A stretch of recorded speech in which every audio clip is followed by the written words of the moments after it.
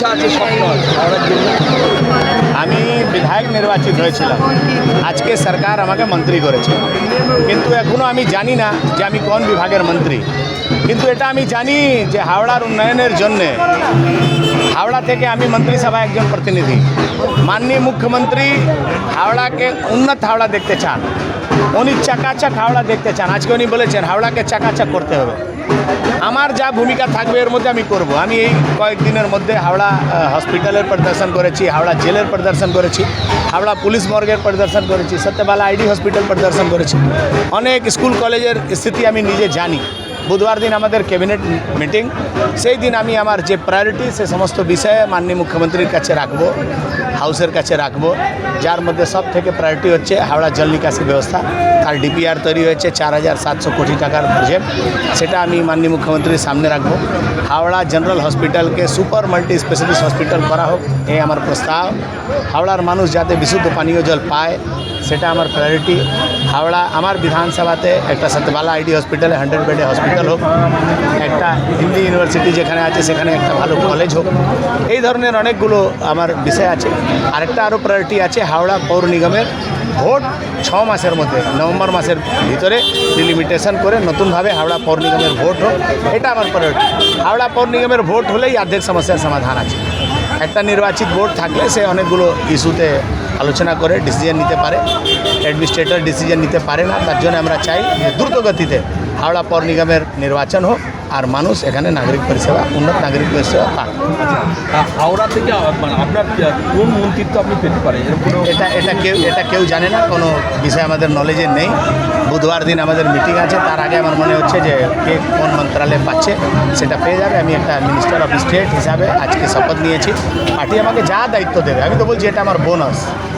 আমি তো বিধায়ক হয়ে খুশি, আমার পার্টির সরকার হয়েছে, আমি এমএলএ, আমার থেকে বড় রাজা কেউ ছিল না। কিন্তু আজকে আমার পার্টি, আমার মুখ্যমন্ত্রী আমাকে মহারাজা করে দিয়েছে, আমাকে মিনিস্টার করে তারা আমাকে বোনাস দিয়েছে। আমি 30 বছর যে বিজেপির জন্য সংঘর্ষ করেছি তার পুরস্কার আমি পেয়েছি।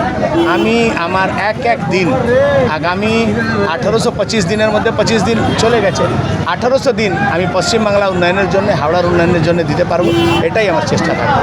আচ্ছা, আর একটা জিনিস যে এই যে আপনি মন্ত্রী হয়েছেন, হাওড়া শিল্প গত কয়েক বছরে হাওড়া শিল্পের জন্য কিন্তু দেখুন, আমি এখন পর্যন্ত জানি না যে আমি কোন বিভাগ পাবো। আমি সারা পশ্চিমবাংলা সব বিভাগের বিষয়ে বলতে পারবো না, কিন্তু হাওড়ার বিষয়তে হাওড়ার যা পাওনা, 50 বছর ধরে হাওড়ার মানুষ শুধু উন্নয়নের কথা শুনেছে, কাহানি শুনেছে, উন্নয়ন দেখেনি। উন্নয়ন কি হয়, ডবল ইঞ্জিন সরকার কাকে বলে, সেটা আপনি 6 মাসের মধ্যে দেখতে পাবেন। হাওড়ার কুটির উদ্যোগ, হাওড়ার শিল্প, হাওড়ার শিক্ষা ব্যবস্থা, হাওড়াতে অনেক কিছু আছে। সে সমস্ত ঐতিহ্যকে পুনরুদ্ধার করতে হবে, এটাই আমার টার্গেট।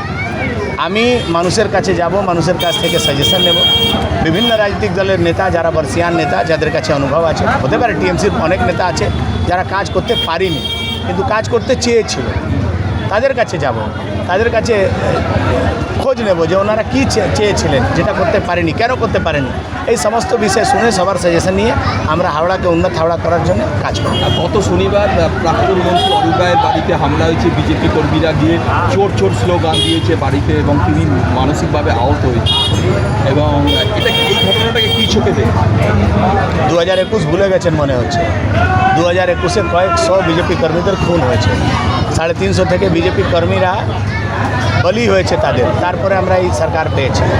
আজকে যারা এই কথা বলছে, আজকে যদি টিএমসি জিতে যেত, 100 থেকে বেশি বিজেপি ছেলেদের মার্ডার হতো, কেউ বাড়িতে থাকতে পারতো না। উনি তো বাড়িতে আছেন, যদি উনি চুরি করে থাকেন তাহলে লোক চোর বলবে, যদি উনি চুরি করে না থাকেন সে উনি প্রমাণ করবেন। বিজেপি এর মধ্যে নেই। আমরা কোনো, আপনি প্রথম দিন থেকেই দেখছেন আমার রাজ্য সভাপতি বলছে আমরা কারো কিছু দখল করব না, আমরা কোনো জায়গা প্রতিশোধ নিতে যাব না। কিন্তু মানুষের রোষের কী করবেন? বিজেপি কর্মীকে তো আমি আটকে দেবো, কিন্তু যাদের উপরে আপনি প্রতারণা করেছেন, যাদের টাকা চুরি করেছেন, যাদের বাড়ির লোককে মেরেছেন, তারা যদি প্রতিবাদ করবে, প্রতিশোধ নেবে, তার মধ্যে আমাদের রোল কোথায়? আমরা ল অ্যান্ড অর্ডার ঠিক তিনি করতে বলছেন পারি। এফআইআর করবেন, যারা ওদের বাড়িতে করতে পারে, নিশ্চিত সবার জন্য আইন আছে। উনি এফআইআর করুন, তদন্ত হবে, যদি কেউ ভুল করে থাকে তার বিরুদ্ধে অ্যাকশন হবে। তিনি বলছেন যে এর আগেও আপনার দল পরাজয় হয়েছে কিন্তু, এবং তারা বুক ফুলিয়ে রাজনীতি করেছে। এই জায়গায় আজকে যেটা দেখা যাচ্ছে যে এরকম পরিস্থিতি উনি কোনোদিন দেখেন না না, এটা উনি ঠিক বলছেন না।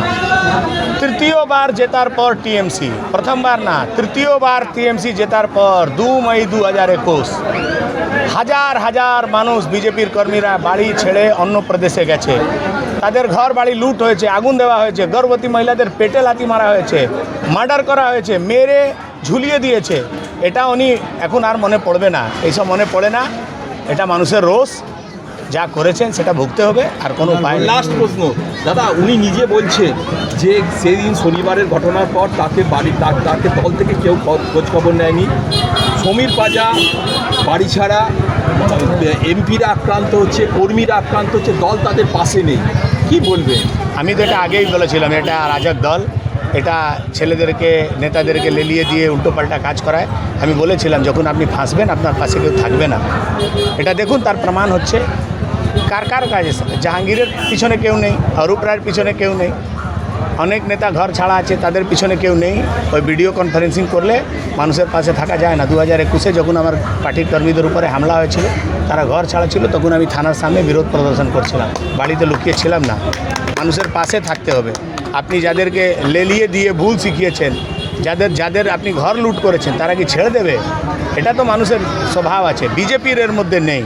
কিন্তু মানুষ যদি নিজের প্রতিশোধ নিতে যায়, তার মধ্যে আমরা কি করতে হবে? আমরা ল অ্যান্ড অর্ডার মেনটেন করতে পারি, এর থেকে বেশি কিছু করতে পারি না। দাদা, জায়গায় জায়গায় তৃণমূলের যারা নেতৃত্ব রয়েছে বা যারা গুন্ডামি করেছে, তাদেরকে নিজেরা স্বঘোষিত বিজেপির কর্মী বলে পরিচয় দিচ্ছে। কি বলবেন?